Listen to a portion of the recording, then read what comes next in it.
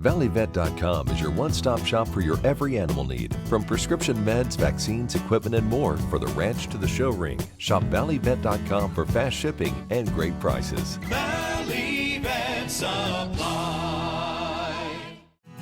This segment brought to you by Sure Crop, liquid crop nutrition delivered right to your farm. Welcome back to Ag Etc. We're returning with Master Gardener Coordinator from K-State, Ward Upham, here on Ag Etc. Ward, the next segment you had in the newsletter was titled Weird Squash, Cucumbers, and Melons, aka cross-pollinating in these cases. Kind of go into that. Okay, a lot of people think that if they get a strange squash on a plant they put in, that it must have crossed with something else. Like if you have two different squashes, if they cross, then maybe you get something that's halfway in between. That is not how that works. That genetics is set for that plant. In other words, when you plant a certain plant, it's going to produce a certain type of fruit, regardless of whether it cross-pollinates with another one. Where you run into problems is if you save seed from this plant, from this fruit this year, and plant it next. Then if you had cross-pollination, you don't know what you're going to get. And so you have to be a little bit careful about that. If you have something where you planted, and you get a fruit that you don't expect, there's several things that could have happened. One, it could be just bad seed. You may have gotten a mix-up at the company so that what you planted doesn't come true. The other thing that can happen is you can have a volunteer. In other words, you may have had fruit in that area last year and it just came up this year. But it wasn't because it crossed with something this year. That fruit is already set by the genetics of the plant. Good to know. And individuals with fruit trees, what should those people be doing this time of year? And so if you have fruit, you're probably going to have to be on some sort of spray schedule in order to keep that fruit clean. And so just talk to your local garden center or get one of our publications from the Extension Service. They'll tell you what to spray and when to spray and how to keep that fruit clean. If you don't have fruit, a lot of our fruit plants don't need to be on a spray schedule. And after that fruit is harvested, it's the same thing. You really don't have to spray.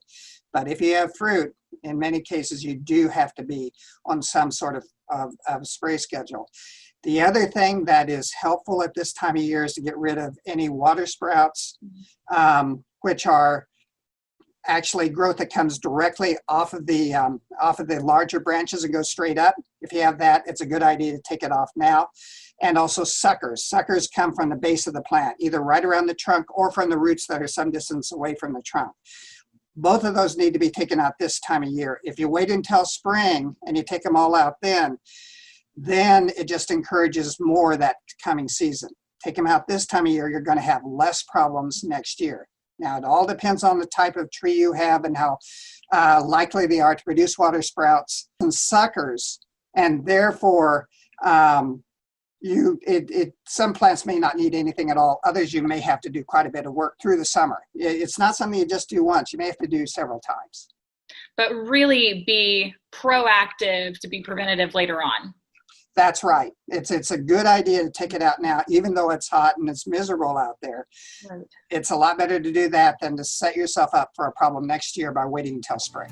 When we return, Ward talks about blister beetles and some pesky creatures potentially poking around in your garden. Don't miss it. It's all coming up on Ag Etc.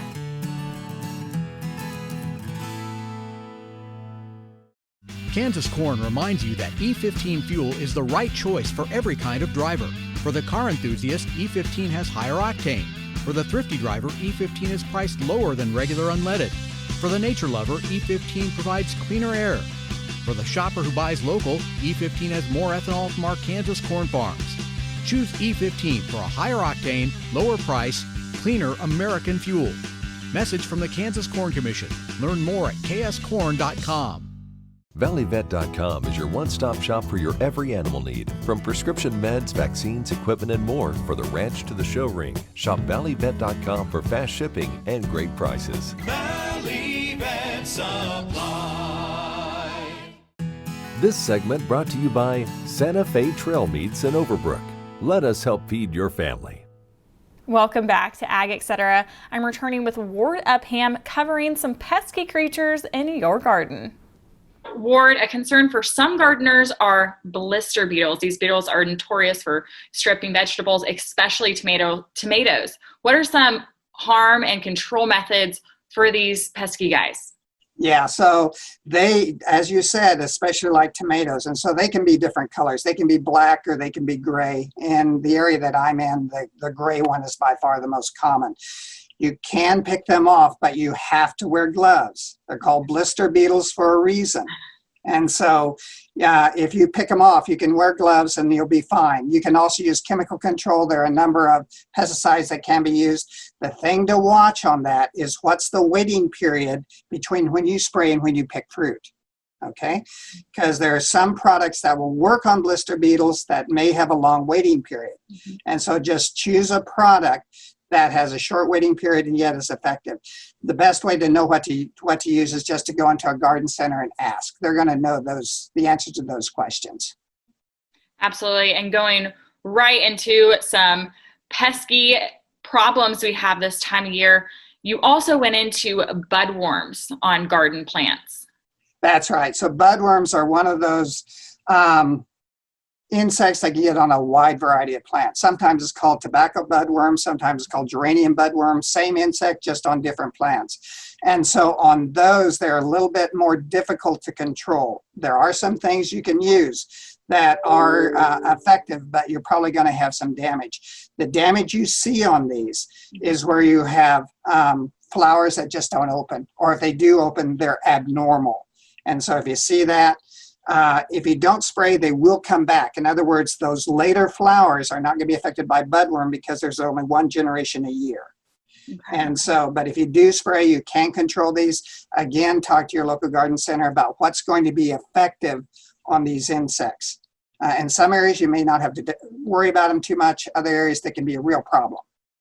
Absolutely. And once again, all this information is found in the K-State weekly horticultural newsletter. Where would you send people to find that, Ward? So what I would do is have them search for a horticulture newsletter, Kansas State University, and that will bring up a link that should go directly to our newsletter. Thanks for watching Ag Etc. As always, I'm Brityne Rucker, and I'll see you next week here on Ag AM in Kansas.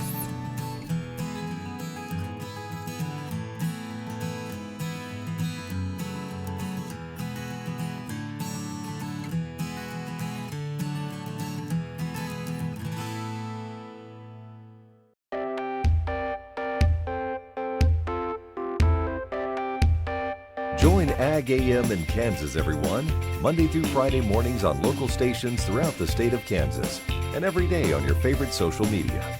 Monday kicks off with Dr. Dan Thompson on Doc Talk, as he's joined by leading veterinarians and nutritionists in food animal production. They discuss current production challenges and tips on how to deal and prepare for those challenges. Tuesdays on Farm Factor, it is our friends here at KFRM Radio with interviews from top experts in agriculture. Wednesday, it is a little of Kansas history with Deb Goodrich on Around Kansas. Thursday, Brityne Rucker brings us Ag Etc. This day is filled with agricultural research and ag happenings around the Midwest, including our new Young Leaders in Ag segment. We end the week with Authentic Ag and updates from your local checkoff programs. Make sure to check your local listings or like us on Facebook and Twitter at Ag AM in Kansas and on YouTube at Farming Unlimited TV so you never miss an episode. Thanks for watching.